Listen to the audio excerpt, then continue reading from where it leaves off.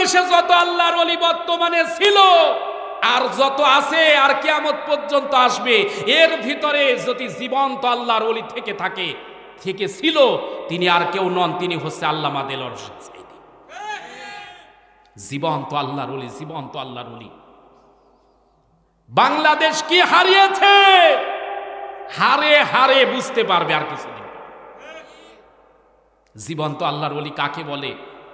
আল্লামা দেলোয়ার হোসেন সাঈদী রহিমাহুমুল্লাহ 2010 সালে যা বলেছিল, 2000 সালের দিকে যা বলেছিল, প্রত্যেকটি কথা জালেমের শাসন কার্যালয়ে আগুন ধরিয়ে দিয়েছে।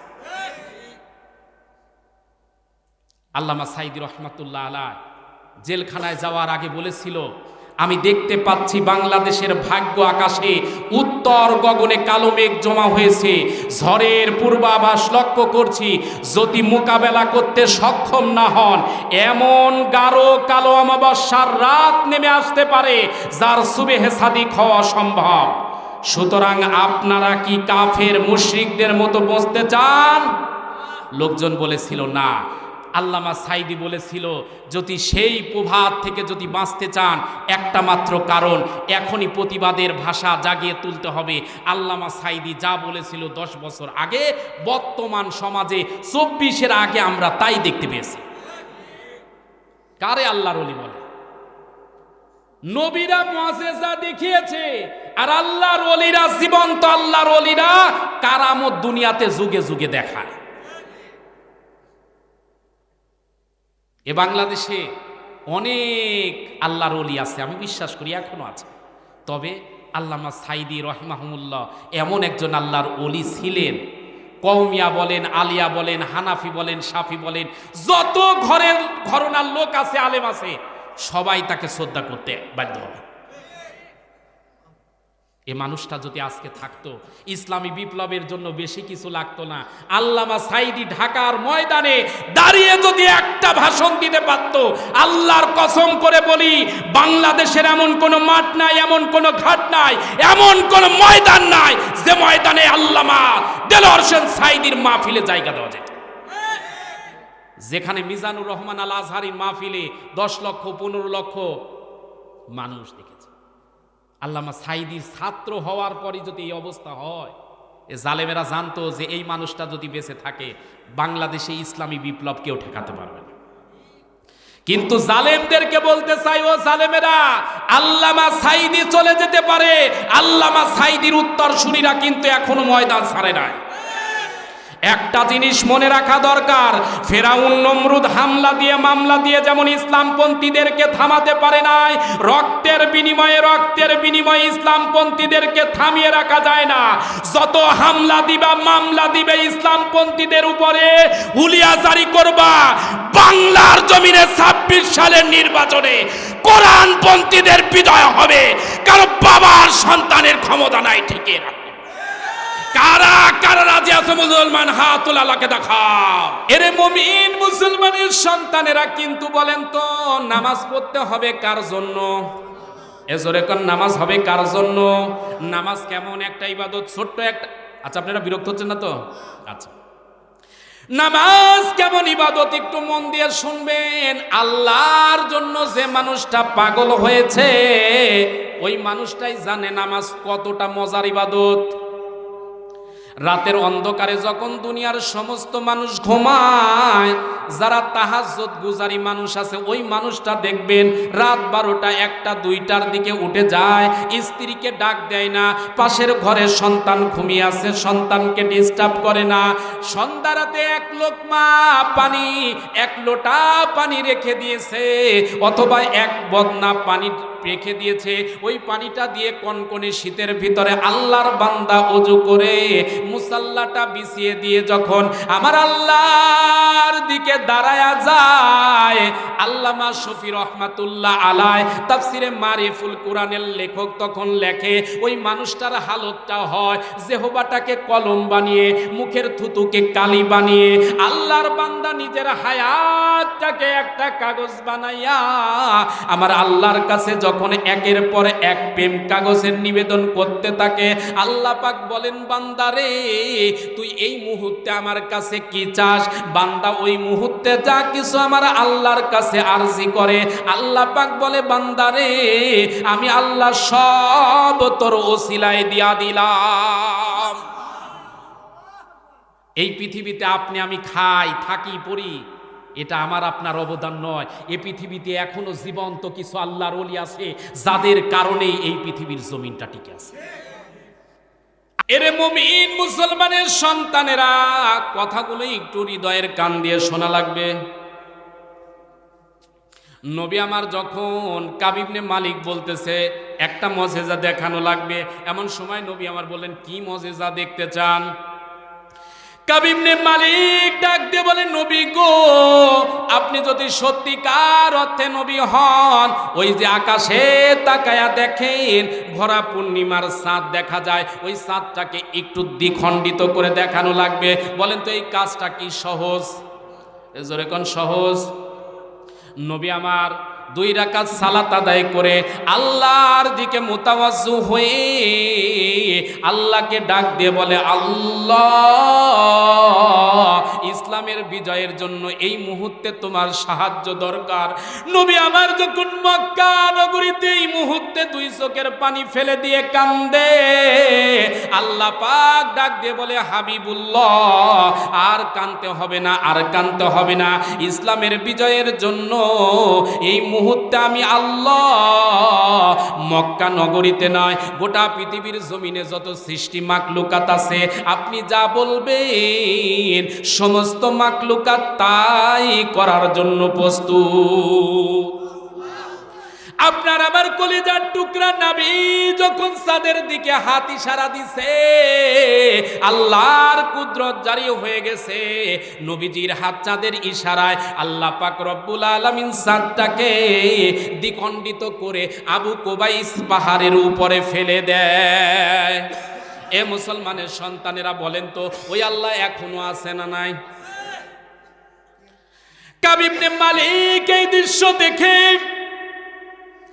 মক্কা নগরীর লক্ষ লক্ষ জনতা এই দৃশ্য দেখে অবাক নয়নে তাকিয়ে আছে। কি হলো, কি হলো? আজকে মাহফিলে যে লাইটগুলো আছে এই লাইটের আলোগুলো যদি এই মুহূর্তে বন্ধ করে দেওয়া যায়, বলেন তো মাহফিলের অবস্থা কি হবে? ঘুটঘুটে অন্ধকার হয়ে যাবে। যারা এসেছিল নবীর বিরুদ্ধে ওই মানুষগুলো আবু জেহেলের কাছে গিয়ে বলতেছে নেতা এসেছিলাম নবীজির বিরুদ্ধে, কিন্তু ওই যে চাঁদ দ্বিখণ্ডিত হয়ে আবু কুবাইস পাহাড়ের 2 প্রান্তে পড়ে আছে, ওই চাঁদ যদি জায়গায় না লাগে, যে লাঠিটা নিয়ে এসেছিলাম নবীর বিরুদ্ধে, কথা দিলাম ওই একটা লাঠিও কিন্তু বাড়িতে নিয়ে যাব না, সব লাঠি কিন্তু আপনার পিঠে ভাঙবো। সুবহানাল্লাহ বলবেন না? আবু জেহেল আপনার আমার কলিজার টুকরা নবীর কাছে গিয়ে বলে ভাতিজা আর লাগবে না, চাঁদ আগে জায়গায় লাগাও। আপনার আমার কলিজার টুকরা নবী ডাক দিয়ে বলে নবী চাচা আপনি অন্তত কালিমাটা পড়েন। বলে না, আগে না, আগে চাঁদ জায়গায় লাগাও তারপরে কালিমা পড়বো। আপনার আমার কলিজার টুকরা নবী যখন চাঁদটারে জায়গায় লাগিয়ে দিলেন, আবু জেহেলের শয়তানি আবার বেড়ে গেছে। কারণ এই পৃথিবীর জমিনে যারা শয়তানি করে, ইসলাম যারা মানে না, ওদেরকে যতই ইসলাম বোঝান দেখবেন কাজ হবে না। আবু জেহেল এক সময় কাব ইবনে মালিককে ডাক দিয়ে বলে নেতা আপনি এসেছিলেন হুজুরকে হারাবেন, কিন্তু আপনার লক্ষণে তো মনে হয় না হারাতে পারবেন। কি করবেন, কি করবেন? বলে 1 নাম্বার প্রশ্ন তো ফেল। বলে একটা প্রশ্ন নয়, আরো 2টা প্রশ্ন আছে, যে 2টা প্রশ্নের ভিতরে যে কোনো একটা প্রশ্নে হারাবো। কাব ইবনে মালিক ডাক দিয়ে বলে নেতা আমার 2 নাম্বার প্রশ্ন হলো আপনার কাছে আমি জানতে চাই, বলেন তো আমার সন্তান কয়টা? কাব ইবনে মালিক আপনার আমার নবীকে বলতেছে সন্তান কয়টা? বলেন তো এই প্রশ্নটা উত্তর দেওয়া কি সহজ? জোরে কান সহজ। এই যে আমার বাবাজি পাশে বসে আছে, যদি বলে হুজুর আপনি তো খুব বড় বড় ওয়াজ করতেছেন, বলেন তো আমার বাড়ির অবস্থা কি? আমারে যদি আগে থেকে না বলে আমি যত বড় হুজুরি হই, এটা আমার পক্ষে বলা সহজ? জোরে কোন সহজ? আল্লাহ নবীজি বললেন, কাব ইবনে মালিক, এই প্রশ্নের উত্তর দেওয়া আমার পক্ষে সহজ নয়, কিন্তু আল্লাহ পাক যদি আমারে দয়া করে অবশ্যই আমি উত্তর দিব। কিন্তু এই উত্তরটা দিতে যদি যাই, আমি যদি বলি তোমার সন্তান 2টা, তুমি বলবা না 3টা, আমি যদি বলি 1টা, তুমি বলবা 4টা, উত্তর বাড়তেই থাকবে, কোনো সমাধান হবে না। বরং তোমার সাথে 11 জন লোক এসে এই মুহূর্তে কাবার অদূরে বসে ওরা মাদকাসক্ত অবস্থায় আছে, ওই 11 জন লোককে আগে নিয়ে আসো, তারপরে আমি উত্তর দিব। সুবহানাল্লাহ বলবেন না? আল্লাহ নবীর প্রিয় সাহাবী হযরতে ওমর গিয়ে ওই 11 জন লোককে নিয়ে এসে নবী আমার তাদেরকে একটু হেদায়াতি বয়ান দিলেন। ডাক দিয়ে বলে, আল্লাহর বান্দারে, এই পৃথিবীর জমিনে থাকার মতো সুযোগ নাই, বেশি দিন থাকতে পারবে না, মৃত্যু একদিন হবে, যে কোনো সময় কবরে চলে যাবে। ওই 11 জনের যেমন মৃত্যু আছে, আমাদেরও মৃত্যু আছে না নাই? আছে না নাই? যে কোনো সময় মৃত্যু কিন্তু আপনার আমার চলে আসবে। এ মুসলমানের সন্তানেরা, কথাগুলো একটু হৃদয়ের কান দিয়ে শোনেন, একটুখানি চোখ ফুটা বন্ধ করে ভাবেন তো, আজকে এই মুহূর্তেই যদি মৃত্যু হয়ে যায়, জোহরের আগে কিন্তু আপনার আমার জানাজা হয়ে যেতে পারে। মৃত্যুর যন্ত্রণা কত কঠিন। আজকের মাহফিলে যারা এসেছেন, আমি আপনাদের দৃষ্টি আকর্ষণ করছি, বাবার বয়সী যারা আছেন আপনাদের দৃষ্টি আকর্ষণ করছি, আপনার কোনো বন্ধু যদি মারা যায়, অথবা যুবক যারা আছো যুবকদের বলি, তোমার কোনো যদি বন্ধু মারা যায়, মারা যাওয়ার পর জানাজায় অ্যাটেন্ড করেছো, অংশ নিয়েছো, ভালো কথা, কিন্তু মৃত্যুর যন্ত্রণা যে কত কঠিন এইটা ওয়াজ করে বোঝানো সম্ভব নয়। তবে তোমাকে আমি একটা প্রমাণ দিচ্ছি, যদি এই কাজটা করতে পারো, মৃত্যুর যন্ত্রণা যে কত কঠিন হয় দুনিয়া থেকেই দেখতে পারবে। ওরে আল্লাহর বান্দা, কোন মানুষ যদি মারা যায়, কোন ইমাম সাহেব, কোন মসজিদের হুজুর, কোন মাদ্রাসার তালেবে এলেমেরা যখন ওই মানুষটাকে গোসল করায়, তুমি বলো একটা দিনের জন্য অন্তত পক্ষে আমার বন্ধু যখন মারা গেছে, ওই মারা যাওয়া মানুষটার গোসলে আমি থাকতে চাই, দেখতে চাই, দেখতে পাবে মৃত্যুটা কত কঠিন রে ভাই। মৃত্যুর যন্ত্রণায় এমন মানুষ আছে, গোসল যখন আল্লাহর বান্দারা করায়, অনেকেই মৃত্যুর যন্ত্রণা সইতে না পেরে পায়খানা করে ফেলে। অনেকেই মৃত্যুর যন্ত্রণা সইতে না পেরে পেশাব করে ফেলে। অনেক মানুষ এমন আছে, গোসল করানোর সময় দেখা যায় জেহবার ভিতরে এমন ভাবে কামড় দিয়েছে, জেহবা কেটে গেছে। তার মানে আজরাইল যখন এসে থাপ্পড় মেরেছে, আজরাইল যখন রুহুটা টান দিয়েছে, আজরাইলকে দেখে পায়খানা করে ফেলেছে, আজরাইলকে দেখে পেশাব করে ফেলেছে, আজরাইলকে দেখে এমন ভাবে কামড় দিয়েছে, জীবনের পান পাখিটা ওই সময় চলে গেছে। ওরে আল্লাহর বান্দা, মৃত্যুর সময় তোর বন্ধুর অবস্থা যদি এমন হয়, মৃত্যুর সময় যদি বাবা আপনার বন্ধুর অবস্থা এমন হয়, আমিও তো মারা যাব, আপনিও তো মারা যাবেন, মৃত্যুর সময় আযাব আছে না নাই? কষ্ট আছে না নাই? ওই সময় যদি আপনি বাঁচতে চান, আলেমদের সাথে সম্পর্ক রাখুন, মাদ্রাসার তলবে এলেমদের সাথে সম্পর্ক রাখুন। এই মাদ্রাসার কত হাজারো সন্তান আছে এতিম, রাতের বেলা একটা দিনের জন্য এসে দেখবেন, আপনি যে সময় ঘুমিয়ে থাকেন, আপনার সন্তান যে সময় ঘুমিয়ে থাকে, রাত 12টার পর, 3টার পর, 4টার দিকে ছোট্ট ছোট্ট মাসুম বাচ্চারা উঠে আল্লাহর কোরআন খুলে দিয়ে যখন পড়তে থাকে, শুধু দুনিয়ায় কোরআনের কারিমা ওই ছাত্র যেন পড়ে না, মনে হবে আল্লাহর জান্নাতের পাখিগুলো বাকবাকুম বাকবাকুম সুরে ডাকতেছে। এরে মুমিন মুসলমানের সন্তানেরা, এই জন্য বলি, একটা সন্তান মাদ্রাসায় পড়ান, একটা সন্তানকে আলেম বানান। যদি আলেম নাও বানাতে পারেন, অন্তত পক্ষে মাদ্রাসাকে ভালোবাসেন, বরকত দান করবেন কে? এ জোরে কোন বরকত দিবেন কে? মুসিবতে না পাই যদি, মুসিবতে না পাই যদি, করুণা তোমার কবরে হাসরে কি হবে আমার, কবরে হাসরে কি হবে আমার। মুসিবতে না পাই যদি, মুসিবতে না পাই যদি করুণা তোমার, কবরে হাসরে কি হবে আমার, কবরে হাসরে কি হবে আমার। আছি তো ডুবে আমি পাপের সাগরে, না জানি কি হবে ওপারে হাসরে। আছি গো ডুবে আমি পাপের সাগরে, না জানি কি হবে ওপারে হাসরে। তোমারি সুপারিশ বিনে, তোমারি সুপারিশ বিনে কেমনে হব পার।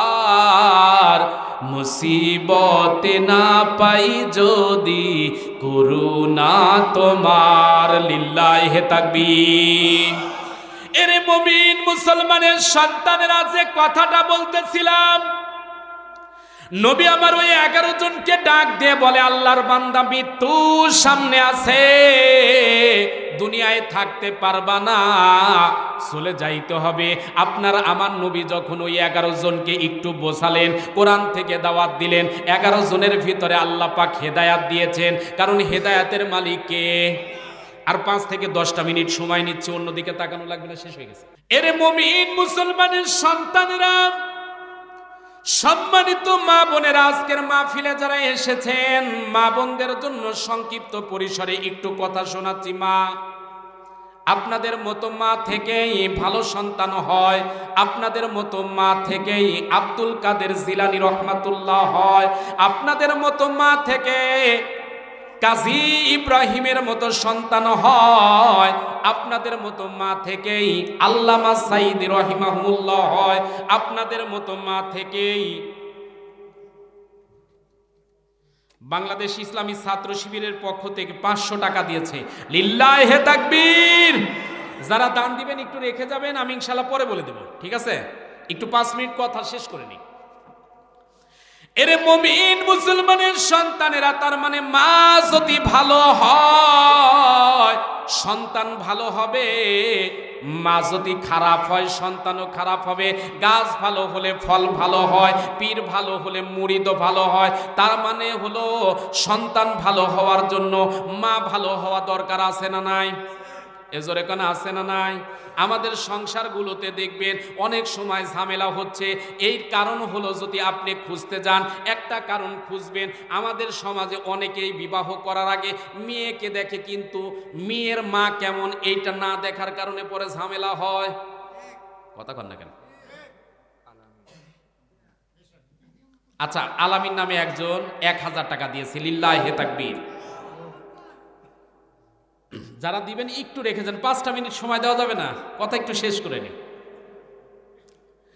এরে মুমিন মুসলমানের সন্তানেরা, যে কথাটা বলতেছিলাম, আমাদের মুরব্বীদের একটা স্বভাব আগে ছিল, যখন পাত্রী দেখতে যেত অথবা গরু মনে করেন একটা গাভী কিনবে, বাজারে গিয়ে দেখবেন গাভী কেনার আগে খোঁজ নিত এই গাভীর মা কয় কেজি দুধ দিত। তার মানে মায়ের অবস্থা ভালো হলে এই গাভীটার অবস্থা। মোনাজাত দিয়ে দেবো না কি বলতেছেন? আচ্ছা, বলে দিবেন। আমি তো 4-5 মিনিটের কথাই বললাম। আচ্ছা, মোনাজাত দিয়ে দেই নাকি? এই বেশি দেরি করে উঠলে এই প্রবলেমটাই হয়। মানে আমি ওই জন্য চেয়েছিলাম যে 10টায় উঠি, 10টায় উঠলে এই যে 12টা বাজতো না, এখন 12:30। আসলেও সময়ও চলে যাচ্ছে, কিন্তু মা বোনেরা আসছে, ওনাদের সম্পর্কে একটু বলতে চাচ্ছিলাম এই আর কি।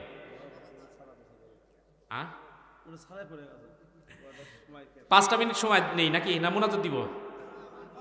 আচ্ছা, হ্যাঁ 5 মিনিটে শেষ হয়ে যাবে। এরে মুমিন মুসলমানের সন্তানেরা, মা বোনেরা, একটু মন দিয়ে শোনেন। আম্মা জান ফাতিমা রাদিয়াল্লাহু তাআলা আনহা, এর মা আম্মা জান আয়েশা সিদ্দিকা রাদিয়াল্লাহু তাআলা আনহা একদিন নবীকে ডাক দিয়ে বলে, নবী গো, আমি আপনার জন্য একটু খেদমত করতে চাই। নবী আমার ডাক দিয়ে বলে, আয়েশা রে, কি খেদমত দিবার চাও? আম্মা জান আয়েশা সিদ্দিকা ডাক দিয়ে বলে, নবী গো, আমি আপনাকে গোসল করানোর খেদমত দিতে চাই। স্বামী স্ত্রীর ভিতরে একটা ভালোবাসার মহব্বত আছে না নাই? গোসলের করানোর জন্য যখন আপনারা আমার কলিজার টুকরা নাবিকে যখন রাখলেন, গোসল যখন করিয়ে দিবেন, শরীর থেকে যখন কাপড়টা সরাচ্ছে, আম্মা জান আয়েশা সিদ্দিকা তাকায়া দেখে এত সুন্দর শরীর কোনোদিন আমি দেখি নাই। নবীর চেহারার দিকে তাকাইলে চোখ ফেরানো যায় না, কিন্তু নবীর চেহারার ভিতরে, নবীর শরীরের ভিতরে কালো কালো কেন যেন দাগ দেখা যায়। আম্মা জান আয়েশা ডাক দিয়ে বলে, নবী গো, আপনার কি কোনোদিন বসন্ত রোগ হয়েছিল? আপনার কি কোনোদিন বড় কোনো অসুখ হয়েছিল? নবী আমার ডাক দিয়ে বলে, আয়েশা রে, আমার জীবনে কোনো বড় রোগ হয় নাই, তবে জীবনে 3টি ঘটনা আমার কষ্টের ছিল। এই 3টা ঘটনার কথা মনে হয়ে গেল রে আয়েশা। আম্মা জান আয়েশা সিদ্দিকা ডাক দিয়া বলে, নবী গো, 3টা ঘটনা কি আমি জানতে চাই। নবী আমার ডাক দিয়ে বলে, একটা ঘটনা হলো মক্কা নগরীতে কাবার হাকিমের সামনে যখন আমি সেজদারত অবস্থায় ছিলাম, ওই সময় কাফের বেঈমানেরা আমাকে মেরে ফেলে দেওয়ার জন্য আমার উপর উট দুম্বা গাধাগুলো চাপিয়ে দিয়েছিল, ময়লা স্তূপ ভুঁড়িগুলো চাপিয়ে দিয়েছিল। ওদের টার্গেট ছিল আমাকে মেরে ফেলে দিবে। আয়েশা, 2 নম্বর আমার জীবনের সবচাইতে কষ্টের দিন ছিল উহুদের ময়দানে যখন আমি কালিমার দাওয়াত দিতে গেলাম। ওই দিন বেঈমানেরা আমাকে মেরেই ফেলে দিবে, হত্যা করবে।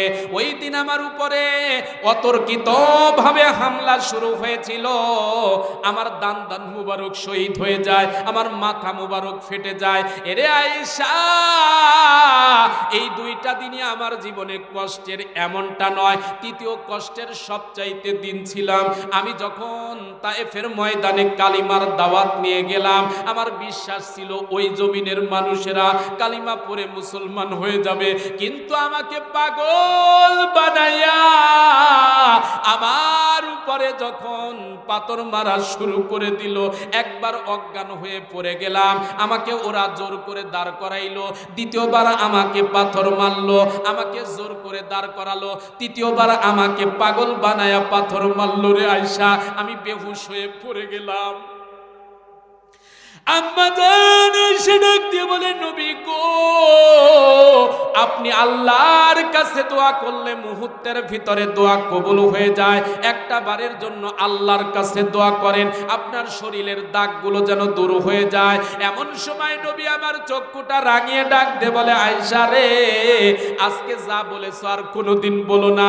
আমি চাই না আমার শরীর থেকে এই দাগগুলো কেটে যাক, আমার শরীর থেকে দাগগুলো চলে যাক। আমি একটা জিনিস চাই, হাসরের ময়দানে যেদিন আমার নবীরা পাগলের মতো সবাই ডাকতে থাকবে, সবাই যখন নাফসি নাফসি বলে কাঁদতে থাকবে, আদম নবীর কাছে যাবে, কুল কিনারা পাবে না। মুসা নবীর কাছে যাবে, কুল কিনারা পাবে না। ঈসা নবীর কাছে যাবে, কুল কিনারা পাবে না। আমার কাছে যখন আসবে, আল্লাহ পাক বলবেন, নবী গো, আপনি জান্নাতে যান। ওই দিন বলবো, আল্লাহ, আমি একা একা জান্নাতে যাব না, আমার গুনাহগার উম্মতকে নিয়ে জান্নাতে যেতে চাই। আল্লাহ বলবে, হাবিব, আজকে আপনি হাসরের ময়দানে যাকে ইচ্ছা তাকে নিয়ে জান্নাতে যান। আল্লাহর দরবারে সেদিন নবী ডাক দিয়ে বলবে, আল্লাহ, উহুদের ময়দানে পাথরের আঘাত খেয়েছি, ওই পাথরের আঘাতের বিনিময়ে আমি আমার উম্মতকে সুপারিশ করতে চাই। আল্লাহ পাক ডাক দিয়ে বলবেন, হাবিবুল্লাহ, এক একটা পাথরের আঘাতের বিনিময়ে আমি নবী আপনাকে অনুমতি দিলাম 1,00,000 কোটি উম্মত নিয়ে জান্নাতে চলে যান।